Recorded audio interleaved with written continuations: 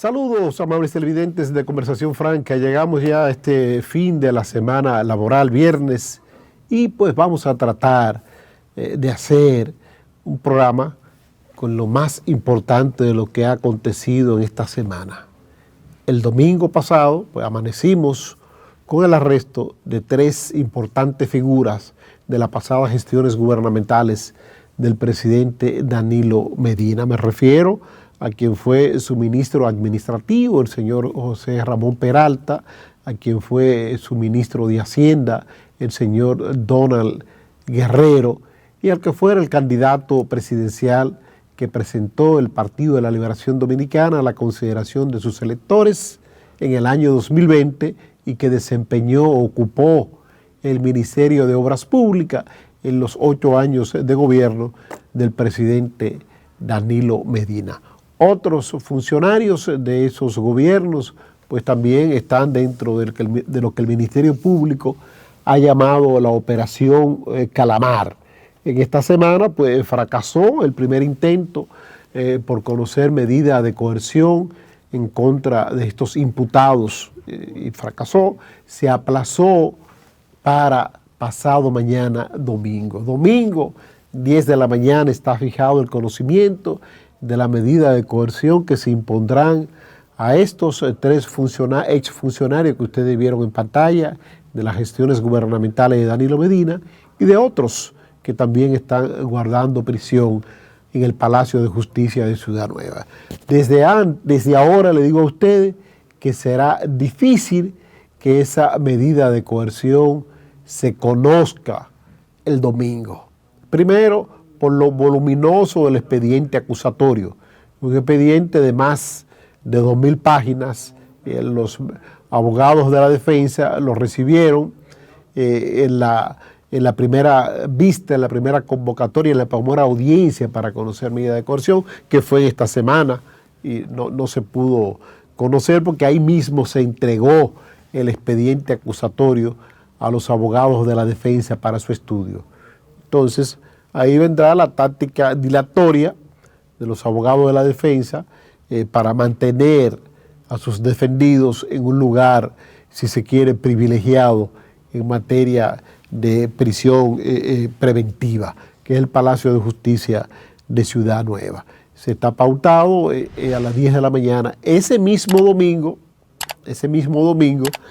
la entidad política que dirigió los destinos del país durante 16 años, desde el año 2004 hasta el año 2020, tiene pautado un encuentro con su dirección central para conocer la estrategia que van a desarrollar de cara a enfrentar la situación judicial por la que están atravesando, a definir el plan de lucha que van a desarrollar para defender a sus compañeros de partido. Esa reunión del Comité Central estaba pautada antes y tenía como objetivo definir el método de elección de los candidatos que van a terciar en las elecciones primarias, primeramente, y luego en las elecciones de febrero y mayo del próximo año 2024. Pero al ocurrir esto, pues se supone que tendrá que existir un punto donde pues hablar sobre esta situación. No me gusta para nada me gusta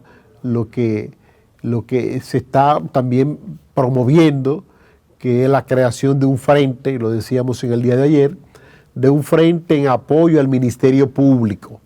Señores, el Ministerio Público no necesita apoyo. No conviertan ese escenario en un escenario eminentemente político. El PLD lo ha llevado al plano eminentemente político.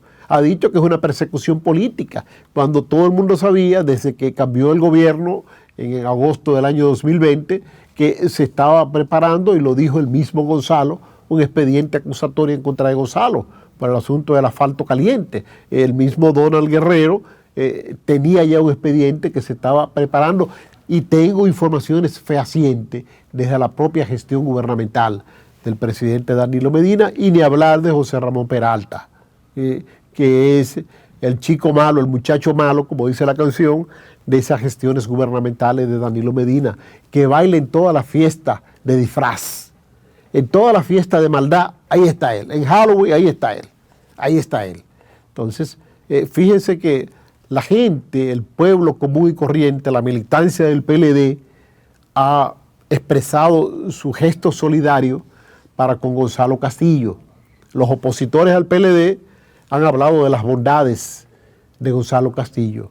Nadie, absolutamente nadie, ha salido en defensa a resaltar bondades, cualidades positivas de Donald Guerrero, pero mucho menos de José Ramón Peralta, que se dice, era el hinchinchador, el que incitaba la violencia, el distanciamiento entre Danilo y Leonel.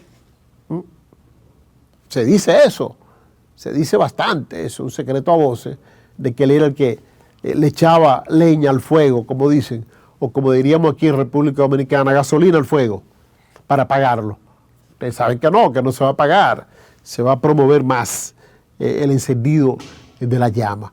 Pienso que los que están, si son afines con el gobierno, los que están patrocinando, promoviendo ese famoso movimiento de apoyo al Ministerio Público, el favor más grande que pueden hacerle, ¿sabe qué? Descontinuar eso. Porque según informaciones que tengo, lo que se quiere hacer es una marcha para contrarrestar las marchas que hará el PLD y restarlo a sus dirigentes presos. Señores, dejen que sea el pueblo que juzgue, el pueblo que se convierte en soberano y juzgue si esa acción es correcta, pero no formen de que movimiento de apoyo al Ministerio Público, no lo necesita, reitero, ellos están apoyados por el sistema de leyes dominicana. Las leyes son las que definen claramente de qué lado está la razón.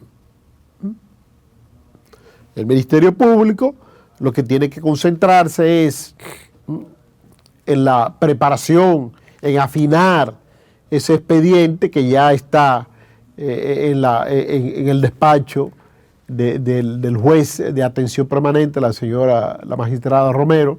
Entonces, afinar detalles de ese expediente para solidificar las acusaciones, buscar las pruebas del lugar, porque ya la íntima convicción del juez, eso está mandado a guardar con el Código Procesal Penal de inicio de este siglo.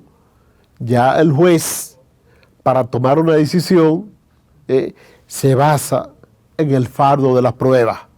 Entonces, el Ministerio Público le corresponde solidificar ese fardo de las pruebas, buscar cuáles elementos están flojos e incluirlo en el mismo, o reforzarlo, mejor dicho, para poder tener un proceso judicial exitoso y que se logre condena ejemplar y que el país pueda conseguir la devolución, de comprobarse que son ciertas estas acusaciones, la devolución de una importante suma de dinero.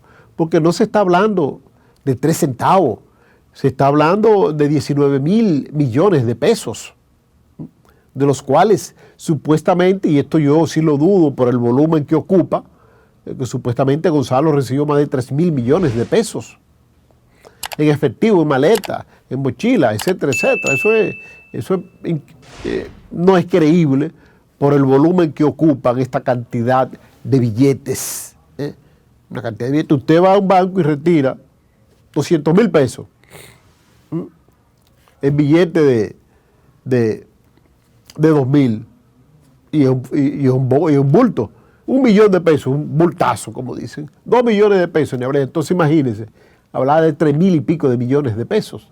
Entonces, todo esto tiene pues el Ministerio Público la oportunidad ahora de reforzar este expediente con la solicitud de la medida de coerción, que de seguro, ya lo ha dicho, lo adelantó Jenny Berenice Reynoso, de que el Ministerio Público solicitará el caso se declare complejo, 18 meses de medida de coerción, y que en esos 18 meses, pues el Ministerio Público podría completar el expediente acusatorio y enviarlo a la instrucción, al juez de la instrucción. Pienso que quizás con esto el Ministerio Público exagera, porque si ese expediente, como decíamos al inicio, hace tiempo que se estaba elaborando, y se pide a veces, en ocasiones, cuando el caso se declara complejo, mucho tiempo como medida de coerción, justamente para que el Ministerio Público gane tiempo y solidifique un expediente. Pero si ese expediente ya estaba elaborado, el Ministerio Público pienso que puede solicitar 6 meses de medida de coerción, 6 meses como máximo. Inmediatamente puede acudir al juez de la instrucción, que se envíe juicio a fondo. Y le conviene a esta gestión de gobierno para fines electorales. ¿Por qué? Porque caería justamente el proceso judicial en medio del proceso electoral del próximo año 2024. Pero, de ser así, ese proceso judicial podría encauzarse ya en el próximo gobierno que tendríamos los dominicanos en el año 2024, porque tal parece indicar que si los números no le cuadran al presidente Luis Abinader de cara a la primera vuelta electoral, es muy difícil que se reelija ya en la segunda vuelta electoral, y sería el próximo gobierno, que tiene muchas posibilidades de presidirlo, el presidente Leonel Fernández, el que se encargaría de continuar el proceso judicial que se está encauzando desde ahora. El caso Calamar y esta medida de coerción, pues entiendo deben ser sopesadas, deben ser pensadas, deben ser analizadas con tiempo suficiente para no caer en exageraciones. Porque a la gente ve, señores, si este expediente se cae, la gente lo que vería es más de honey, ganas de fuñir, ganas de buscar la quinta pata al gato, ganas, deseos enormes de convertirse en víctima, en politizar en la lucha contra la corrupción.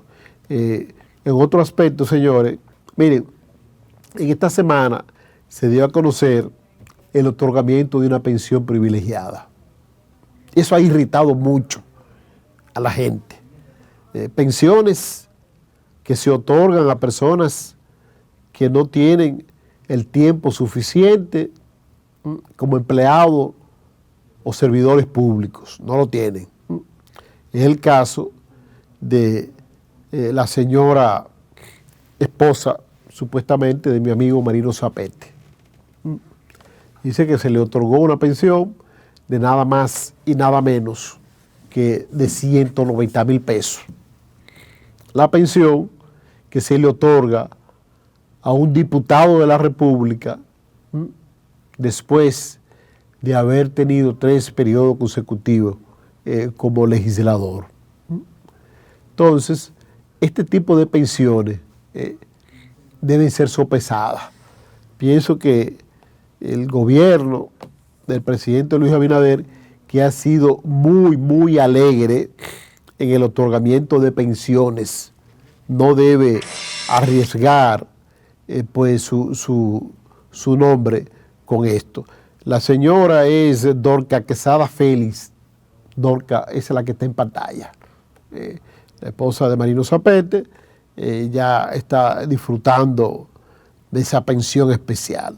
Ha dicho el candidato presidencial del PLD, Abel Martínez, que de ganar las elecciones el próximo año 2024, todas estas pensiones serían anuladas. Porque el presidente Abinader, al margen de esta pensión, porque quizás sea para justificar otras pensiones para compañeritas y compañeritos del PRM. Luis Abinader se ha caracterizado por el otorgamiento de pensiones graciosas a aquellos compañeritos y compañeritas del PRM que no han podido colocar en la administración pública porque no tienen los conocimientos, las capacidades, la formación académica son compañeritos dirigentes de base del PRM, disgustados que estaban por no haber sido tomado en cuenta en su gobierno, pues le han otorgado pensiones que van de 50,000 pesos en adelante. Muchas pensiones. Algunos de esos compañeritas y compañeritos nunca han sido servidores públicos, nunca. Entonces, mañana gana Leonel Fernández, gana Abel Martínez en las elecciones, gana cualquier otro partido que no sea el PRM y cancela esas pensiones con sobrada razón y le dicen que es persecución política. Yo soy uno de los grandes críticos de las pensiones inmerecidas.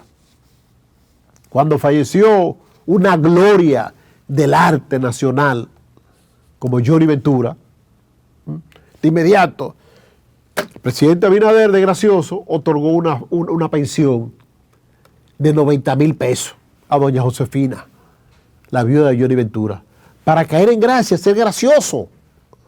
Señores, la viuda de Johnny Ventura no necesita esa pensión de 90,000 pesos. Para nada lo necesita. ¿Por qué no lo necesita? Primero, Johnny Ventura dejó una producción discográfica bastante amplia. Segundo, sus hijos la aman, la quieren, la adoran y viven con ella. Y están en plena labor productiva, incluso han obtenido muchos contratos después del fallecimiento de esa gloria del merengue llamado Johnny Ventura. Entonces ella no necesita esa pensión. Otra pensión graciosa que otorgó no este gobierno, sino lo hizo Danilo Medina antes de irse. Fue una pensión otorgada a la viuda de quien en vida fue mi gran amigo, Víctor Víctor. Falleció Víctor, lamentablemente de COVID-19. A los 2 días, el presidente Danilo Medina, para caer en gracia, anuncia el otorgamiento de una pensión especial de 90,000 pesos a la viuda de Víctor Víctor. Víctor no dejó niños chiquitos de meses ni de años. Dejó hijos ya formados. Dejó una producción discográfica formidable, que esa viuda puede vivir fácilmente de la producción, de lo que genera esa producción discográfica. Entonces los gobiernos que se dejen de estar de graciosos, dando pensiones inmerecidas, cuando vemos que ahora mismo, y me excusa comentarle un poquito más, señor director, y ahora mismo los maestros están promoviendo paro o huelga para que le aumenten la pensión a esos que duraron 25, 30 años en las aulas y que reciben 15,000 pesos de pensión. Un maestro como Andrés Rafael Reyes Rodríguez, ejemplo, que fue funcionario de 4 instituciones gubernamentales y salió arrancado, fue titular en el gobierno de don Antonio Guzmán Fernández de Educación, creador del Infotep, fue el último presidente del Consejo Nacional de Educación Superior, CONE, y secretario de Estado de Educación Superior. Tiene una exigua pensión de 50,000 pesos. Y el gobierno del presidente Luis Abinader no quiere ser gracioso revisando esa pensión y aumentársela a lo que gana un ministro de Estado en la actualidad, para que disfrute en el ocaso de sus días, ya tiene 92 años aproximadamente, de una vida más digna. Yo no sé qué es lo que pasa con los profesores del servicio público, esos que son los llamados a dar el ejemplo.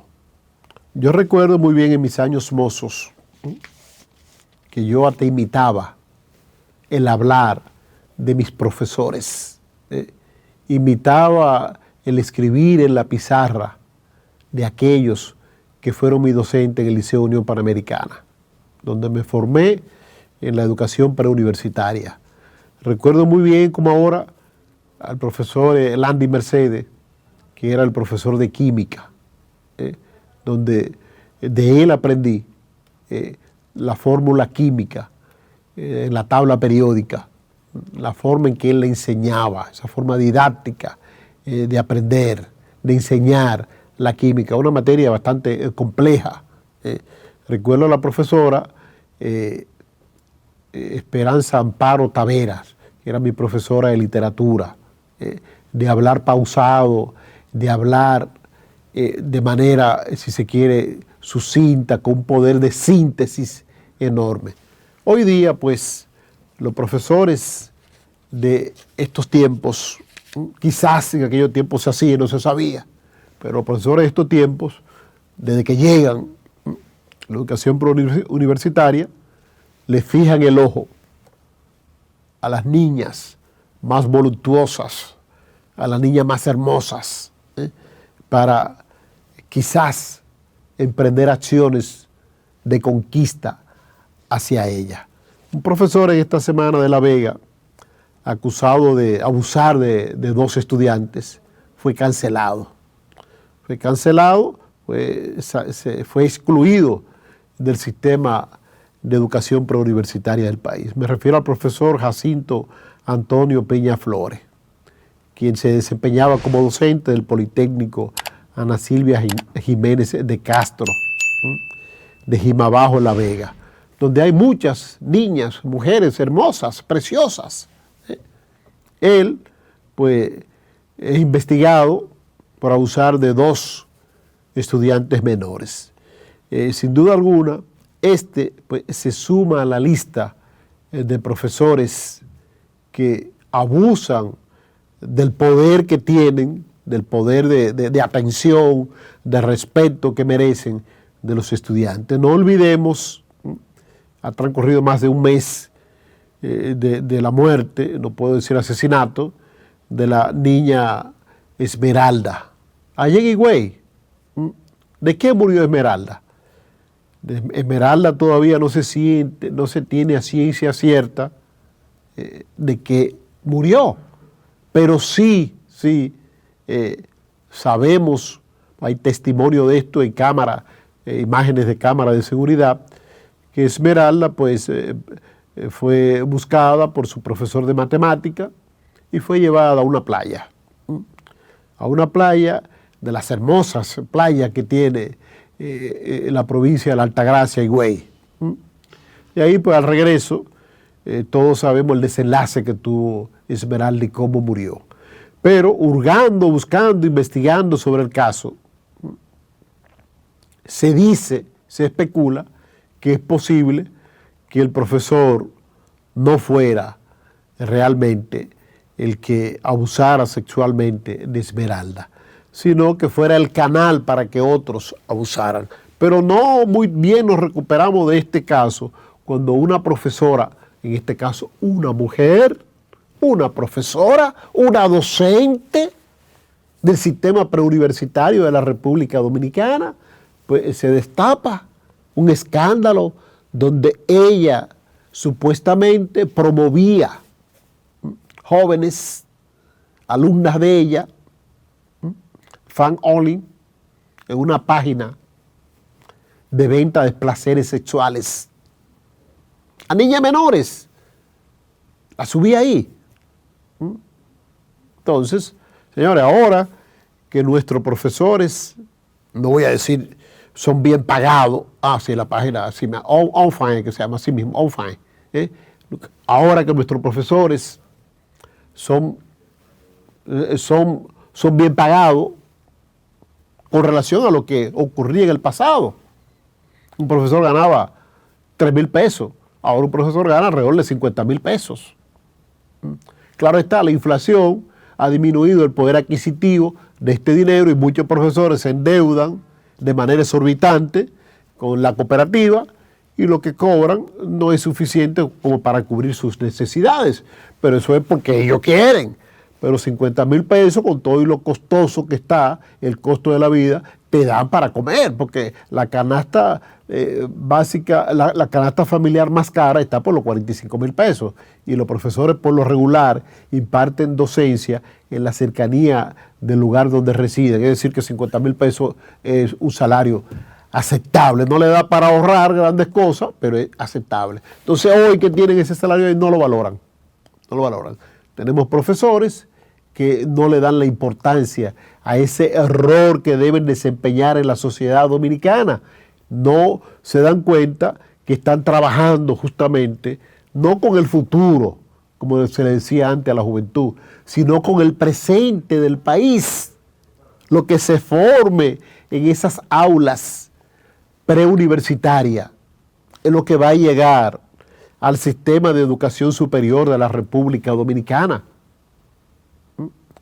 donde se van a formar profesionales, el relevo generacional de los actuales profesionales en el área de la comunicación, en el área de la medicina, del derecho, de la ingeniería, en las diferentes áreas del saber, del conocimiento. Entonces, si estas niñas, estos niños no reciben una educación adecuada en valores, cuando vayan a la educación, lo que lleguen, lo poco que lleguen, porque de cada 100 en este país, llegan 10, se inscriben 10 en las universidades. De cada 100 que se inscriben en primero de la primaria para cursar la primaria, la intermedia y luego la secundaria, de cada 100 que inician, 20, 30 niños terminan el bachillerato. Y de esos 30 que terminan el bachillerato, 10, 15 se inscriben en las universidades. Entonces esos 15 que se inscriben en las universidades, si van prellados, llenos de frustraciones, quizás el rendimiento no sea igual. De esos 10 que se inscriben, 3 terminan. Y de esos 3, 2 son exitosos. 2 son exitosos. Entonces, eso, el sistema de educación preuniversitaria del país debe tratar de superar eso, de enriquecer esto. Pero esto inicia, ¿sabe con qué? Con la buena formación de nuestros docentes. Por suerte, el sistema de educación preuniversitaria del país no está tan politizado como era en el pasado, donde usted conseguía un nombramiento en educación por enllavismo. Ahora tiene que someterse al concurso de oposición. Luego de pasar el concurso de oposición viene el proceso, que ya ahí interviene lo político, de que le asignen docencia, que lo nombren. Entonces ahí me atrevería yo a sugerir que aparte, al margen de esa prueba, de ese concurso de oposición, se haga una evaluación psicológica profunda de estos que aspiran a ser docentes preuniversitarios, para reducir estos actos de seducción y de violación de niñas y niños en las escuelas y liceos públicos del país. Señora, se inauguró la famosa cumbre iberoamericana de jefes de Estado y de Gobierno. Esta cumbre, pues, que tiene como objetivo fundamental, tratar lo relativo a la alimentación en la región. Dice el preámbulo, la parte introductoria de esta cumbre, que la inflación, el costo de una dieta saludable en América Latina es el más alto del mundo, con unos $3,89, lo cual es inaccesible para el 22.5% de su población, según cifra, no de ningún gobierno, sino de la Organización de las Naciones Unidas. A esta cita, a esta cumbre iberoamericana, que como decíamos en el día de ayer, pues se había estado celebrando de manera virtual desde el año 2020 para acá, por el asunto de la pandemia, de que nadie quiere contagiarse, pues han confirmado ya la presencia 14 de los 22 jefes de Estado. Va a brillar por su ausencia el presidente de Brasil, Luis Inácio Lula da Silva, el cual va a designar su representación en su canciller. Va a estar presente, se dice, el presidente de Cuba, estará presente. Ya la mayoría de los jefes de Estado que van a estar en esta cumbre que se inauguró hoy, pues están aquí en el país. Algunos llegarán, pues, quizás para la firma del acuerdo, finalmente la declaratoria formal de la cumbre, que será realizada, será rubricado mañana, el sábado. Se espera quizás de manera espontánea o de manera improvisada o sin programación la presencia del presidente de Venezuela, Nicolás Maduro, lo cual lo dudo que esté. muy seguro que se haga representar por la señora Rodríguez, la que fue su canciller durante su primer mandato, hoy es la vicepresidenta de este país.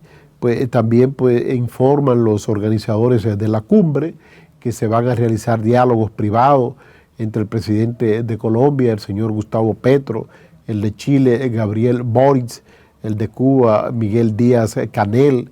Se ha confirmado que van a tener ellos una parte para conversar sobre temas relativos a sus respectivos países. Hay que resaltar que la primera en llegar al país llegó el pasado jueves, es la presidenta hondureña, la señora Xiomara Castro, y el costarricense también el señor Rodrigo Chávez.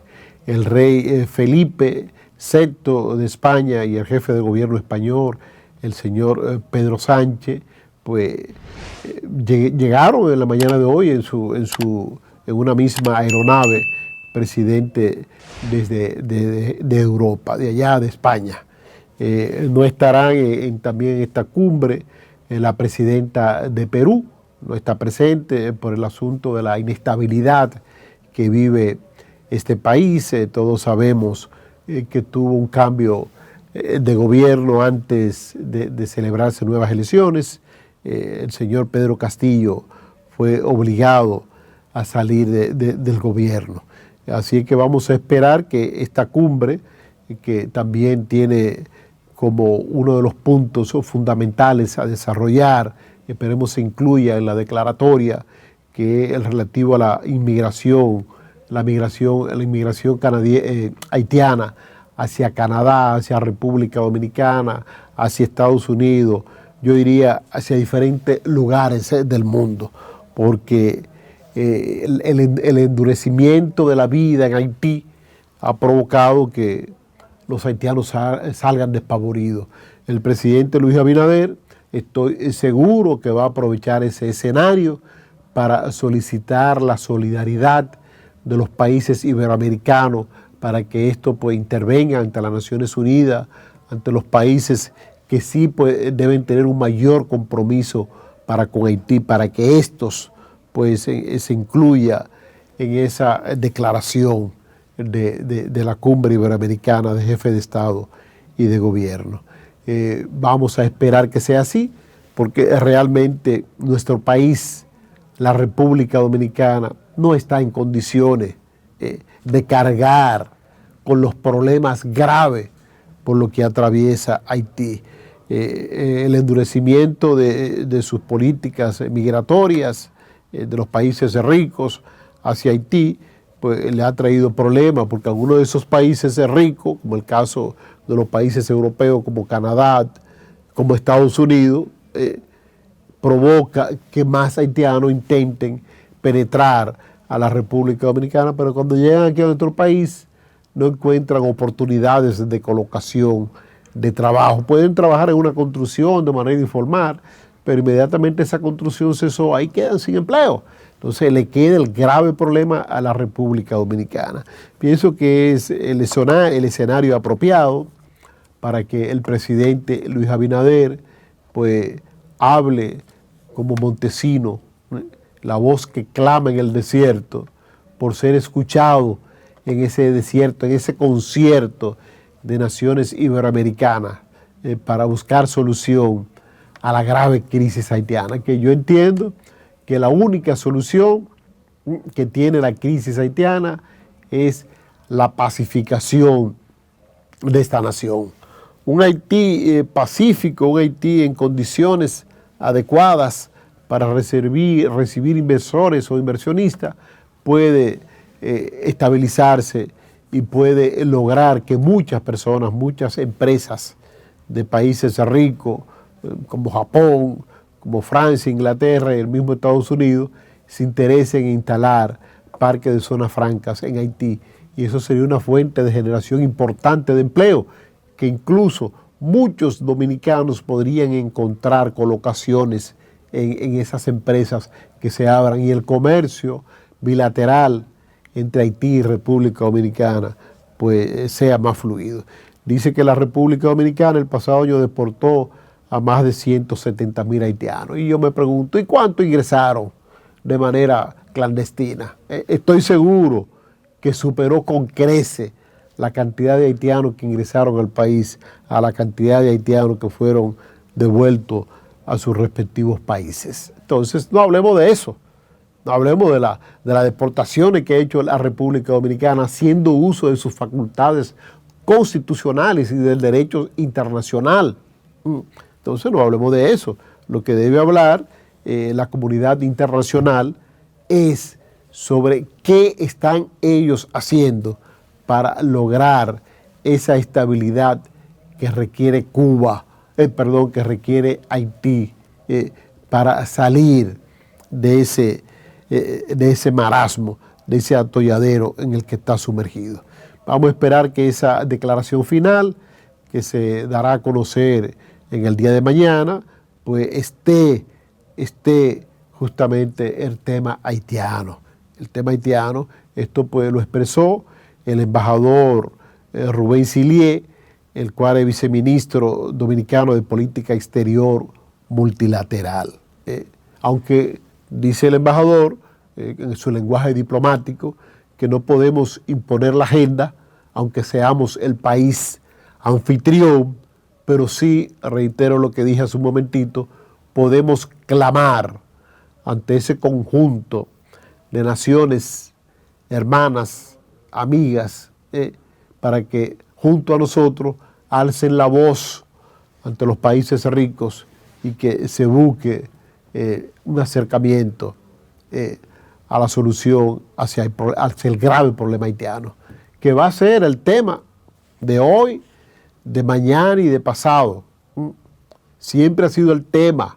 En los últimos años, tenemos más de 15, 20 años, con el tema haitiano al rojo vivo, como dice el segmento de una emisión informativa que tiene una empresa televisora hermana. Al rojo vivo ha sido ese tema haitiano.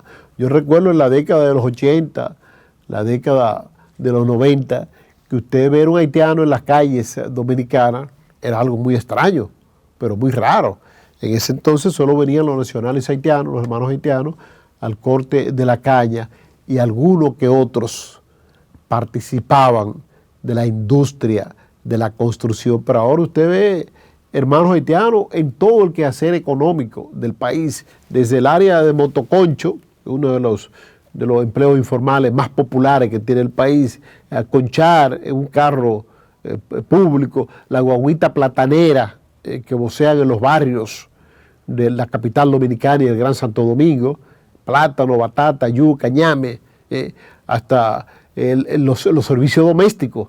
Aquí muchas casas de familia están empleando domésticas haitianas, los servicios de vigilancia, los guardianes privados, los celadores o guardianes de los condominios de la clase media alta, son haitianos.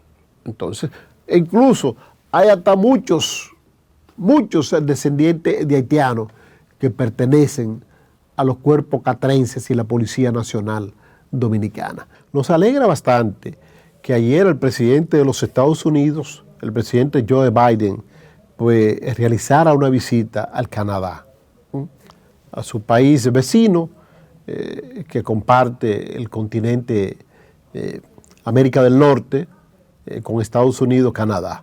Ahí se va a reunir con el primer ministro.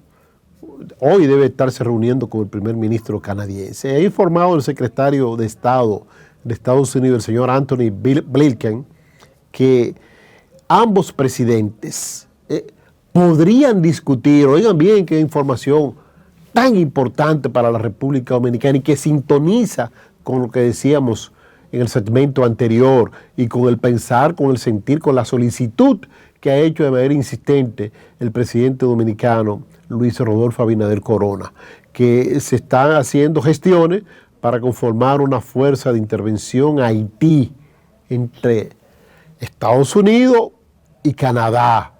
Eso está en las conversaciones que supuestamente pues, iniciaron en el día de ayer el presidente de Estados Unidos y el primer ministro del Canadá.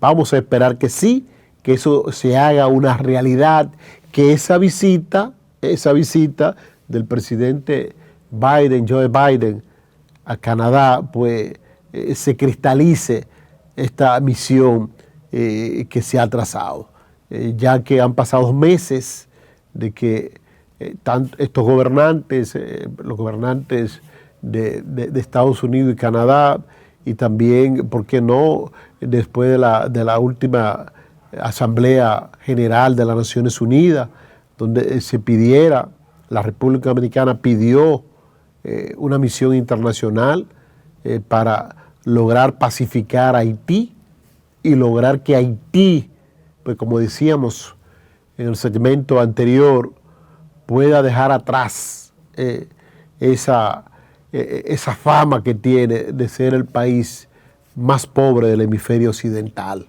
y que se convierte en una nación pujante, una nación que genera empleo, una nación que podría producir parte de los alimentos que consume, que en vez de ser un exportador de recursos humanos, que sea un importador de recursos humanos especializados.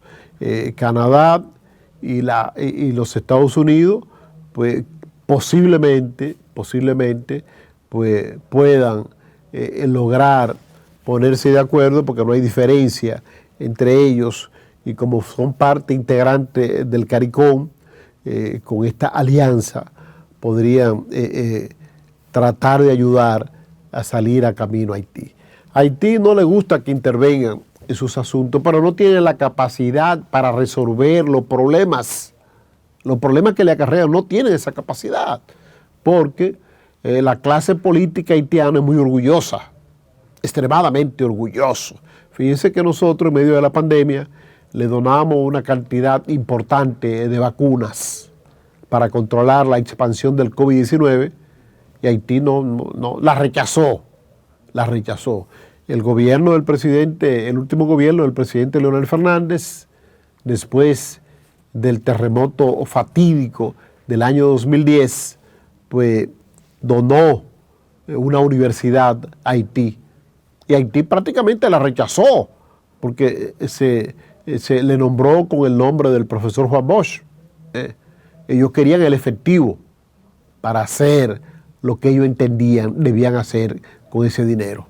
Y la República Dominicana no podía regalar efectivo. Construyó esa universidad y ellos la aceptaron finalmente, pero le cambiaron el nombre. Señores, el que me regala algo, yo tengo que aceptarlo como me lo regale, pero Haití no, son muy orgullosos. Toussaint Louverture se llama la universidad.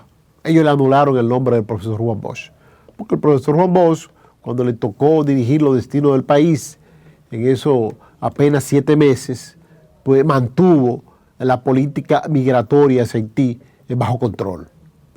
Entonces eso no le gustaba a Haití. Y en aquel entonces no era tanto el flujo de haitianos que venían aquí a la República Dominicana. Haití estaba dirigido por una dictadura de Jean-Claude Duvalier y mantenía bajo control las migraciones en ese país. Vamos a esperar que sí, que este anuncio que ha hecho el secretario de Estado de los Estados Unidos, el señor Anthony Blinken, pues se haga realidad y que nos ayuden con esa carga tan pesada que tenemos en el lado oeste de la isla La Hispaniola, que es Haití. Señores, será hasta una próxima entrega de Conversación Franca por su canal, Su Mundo TV. Espero que no tengan mayores inconvenientes con el tránsito vehicular, producto del desarrollo de la cumbre iberoamericana que se está efectuando en estos precisos momentos aquí en la República Dominicana. Su Mundo TV.